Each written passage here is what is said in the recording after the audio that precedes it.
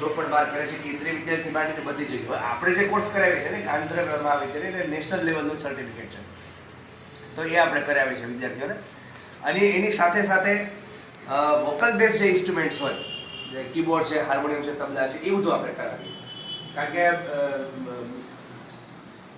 Mainly શિક્ષણની સંસ્થા કોઈ મ્યુઝિક માટેનું સ્પેશિયલ ઇન્સ્ટિટ્યૂટ નથી, એટલે આપણે બધું ટોટલી મ્યુઝિકનું બરાબર ન કરાવી શકીએ, પણ જેટલું વોકલની સાથે સાથે શક્ય હોય એટલું આપણે છોકરાઓને કરાવીએ છીએ. હવે એમાં છોકરાઓ ઘણા પગભર થાય છે, પોતાના પ્રોગ્રામ્સ એવું પણ આપે છે. ઘણા છોકરાઓની પોતાની યુટ્યુબ ચેનલ્સ પણ ચાલુ છે અને ઘણા પોતાની રીતે કામ કરે છે. ઘણા આર્ટિસ્ટ છે પોતાની રીતે કામ કરે છે. તમારે કંઈ પૂછવું હોય તો તમારે પૂછવું.